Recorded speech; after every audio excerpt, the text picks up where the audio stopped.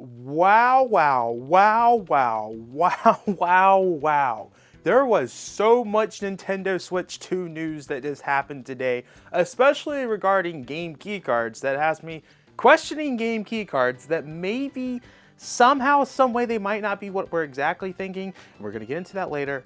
Why are y'all looking at me weird? I feel y'all's presence looking at me weird, and it's weird because I don't know who you are right now watching me, but like I feel some type of way towards y'all right now. I don't know what's going on. If y'all are still here, I gotta ask, y'all already know what I'm about to ask. Make sure you guys are subscribed, as we are attempting to hit 18,000 subscribers before we head over to New York City at the end of the month for the Nintendo Switch 2 line, where we'll be in front of the Nintendo store for a week, filming and vlogging every single day. It's gonna be a fun time. If we could hit 18K before that, we're like 600 away. I think we could do it if we are doing the crazy numbers that we've been doing, which thank y'all so much. Without further ado, let's get right into the news. All right, so I did a video where we talked about all the things that came out of the Nintendo's investors meeting, where they reported all the brand new sales numbers, and I said that there was gonna be more stuff that comes out of that meeting once everyone does the translation and all of that, which now more stuff is starting to come out. And one of the questions that was asked was, what is the future of the Nintendo Switch 2's price tag, as we know the whole tariff situation going on? And the president of Nintendo made a response regarding to that. I quote, "Our basic policy is to recognize tariffs as a cost when determining the selling price in any country or region, and to factor them into the price. If the assumptions of tariff changes significantly, we will consider and implement any price adjustments after taking multiple aspects into account." So what that sounds like, if we go into the tariff situation, which I believe there was a delay on, but I don't know what's gonna happen after the delay. All I know is we're already seeing things increase from it. We saw Xbox go ahead and increase all their games, accessories, and consoles. That will be happening later in the holiday season. And if y'all have been paying attention to my videos, I predicted that Nintendo will actually increase the price of the Switch 2 during the holiday season. That really seems to be when all of these major tariff changes will go into effect, with more of the high dollar things, such as consoles, for example. So I do think we are unfortunately seeing a price increase onto the system. We've already seen that Nintendo moved the manufacturing of the Switch 2 because they were looking at all of these matters. So it's definitely something that's going to happen. It's just a matter of when and what type of price increase are we going to see, because they have already had so much complaints about the price as it is right now. It's going to be interesting to see how much this gets sold for. But like I said, I really don't think we have anything to worry about till probably around November and December. So if you plan on getting the Switch 2 before then, you should be okay. Okay, take this with a giant grain of salt, but supposedly the Switch 2 motherboard has leaked. There's actually images out there of what the motherboard looks like, and people are comparing the specs to something like an Xbox Series S and PlayStation 5. One of the things that is being talked about is the RAM of the Nintendo Switch 2, which the RAM of the Nintendo Switch 2 is going to be 12 gigabytes, if what we're seeing from this image is true, which is actually more than what the Xbox Series S has. And in comparison, the PlayStation 5 has 16 gigabytes of RAM. This is going to be a powerhouse system. I always thought it was going to be on par with the Xbox Series S, and if you consider how much they're selling this system for, I think that is actually a pretty good deal. I know that's a hot take to say that the Switch 2 is price fair, but that's how I feel. The games are a different story, but either way, I think if this ends up being true, this is a massive win for the fans, and we should be getting a lot of third-party support for the Nintendo Switch 2 for years to come. I don't think we're gonna run into an issue where we'll see bad performance drops, anything like that, bad third-party games, really until probably towards the second half of the Switch 2.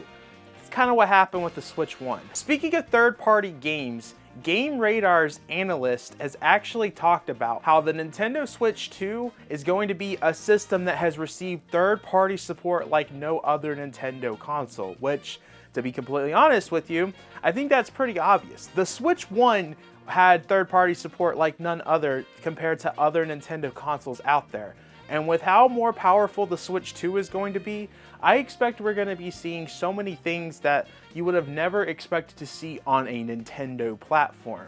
Either way, I don't think it would take an analyst to tell you what I'm telling you now. The Nintendo Switch 2 is going to have games from a third-party perspective that we would have never expected Nintendo to have, let alone on the Switch 1.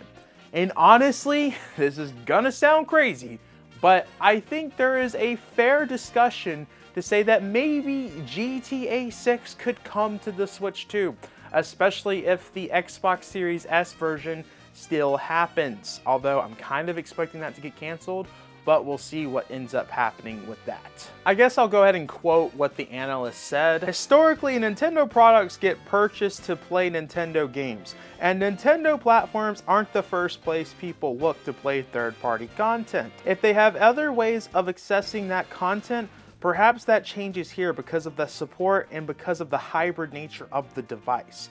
Maybe we'll see that start to change this time. It's going to be super interesting to watch because we haven't seen this level of support maybe ever, but at least for a long time, maybe even since the GameCube. In terms of that third-party partnership approach, that's not something that Nintendo had really pushed so much with prior launches. You know what? I will say one thing that this article is talking about is, yeah, Nintendo is actually promoting these third-party games way more than they ever had on any system. They started the Curator's Voice, which has at the time of this recording only been third-party games and seems to only be third-party games because we know next week's episode is going to be on Koei Tecmo's Hyrule Warriors game. So yeah, Nintendo definitely cares about the third party, but in terms of the type of support, it'll be better than Switch 1, but the Switch 1 had that type of support that they're talking about right here, right now. Okay, let's talk about our main point of the video, something that truly has me confused. Hogwarts Legacy has been confirmed to be a game keycard, which we suspected. There was suspicion that it might not be a game keycard, then it later showed up that it was going to be a game keycard, then Play Asia made it look like it was not going to be a game keycard, so there was a lot of confusion with the physical release of this game. But this is where I get confused. They have announced that the cartridge, the game key card, whatever you want to call it, is going to take 24 gigabytes. Hogwarts Legacy is a massive game. It takes so much storage on the PlayStation 5, Xbox, PC, any platform. In fact, I think on the Switch 1, it took, actually we can figure this out right now. Okay. After doing some research, Hogwarts Legacy takes only 7.4 gigabytes on the Nintendo Switch 1. However, some of it was on the cartridge. And what makes me wonder about the Hogwarts Legacy Switch 2 release is I know it's said to be a game keycard, but I am questioning that maybe there's actually some of the game already on the game keycard. Because this should be taking way more storage with the amount of new features that is in with this game and how much of a better version this game is from the Switch 1. This is supposed to be something that is on par with today's consoles. So it's making me wonder, and this is just speculation, there's nothing confirming what I'm saying here, other than the fact that it's 24 gigabytes, game key card, all that stuff. But I am questioning if maybe there is more to a game key card than we're realizing. Maybe it's not what we're thinking where it's fully on a download thing. Maybe there's some of the game here. At the end of the day, it still should not be a game key card, but I'm very confused here because this should be something that's 60 gigabytes on the Nintendo Switch 2. And I'm just questioning, especially due to the fact that there was so much confusion regarding the physical release of this, if it was gonna be a game key card or not. I'm wondering if somehow, some way there was plans for it not to be a game key card, the cartridges got too much, so they did partial. I don't know. I'm very confused here, but at least we know that it's only taken 24 gigabytes, which is honestly one of the lowest we've seen so far out of all the games, because everything's been like 50 to 60 gigabytes. Would definitely like to know what y'all are thinking on what I said on that, because I'm confused. It doesn't make sense to me that this is 24 gigabytes, but I don't know. Maybe I'm wearing the tinfoil hat, but quite the conspiracy. All right, we got more Hogwarts Legacy news, which is actually why I wore my Harry Potter t-shirt today. not anything else. I don't know why y'all are still looking at me weird. Is it because I'm wearing a Harry Potter t-shirt? Either way, it has been confirmed that Hogwarts Legacy Nintendo Switch 2 Edition will be utilizing DLSS. This is the second game to confirm to be using this on Nintendo Switch 2, as last week we saw Cyberpunk get confirmed for that. Now we have another game, which I don't know how people feel about that, but it's on the Nintendo Switch 2. More games are going to be utilizing this feature, so you better get used to it. And they further confirmed that it's going to be a 1444p on docked mode and in handheld 1080p. I'm pretty sure it was, what was that YouTube channel? Why can't I think of it? They've gotten everything wrong with the Switch 2. Why can't I remember them? Oh my gosh. It was Digital Foundry. They have been making so many videos that they are just wrong about when it comes to the Switch 2. And they were suggesting that Hogwarts Legacy was going to be, I think, 720p handheld and 1080 docked, which they clearly don't know what they're talking about right now. And then more third-party game news that honestly is throwing me off. Civilization, the Nintendo Switch 2 edition of the game. What, we're on Civilization 7? Is that what it is? 7 or 8?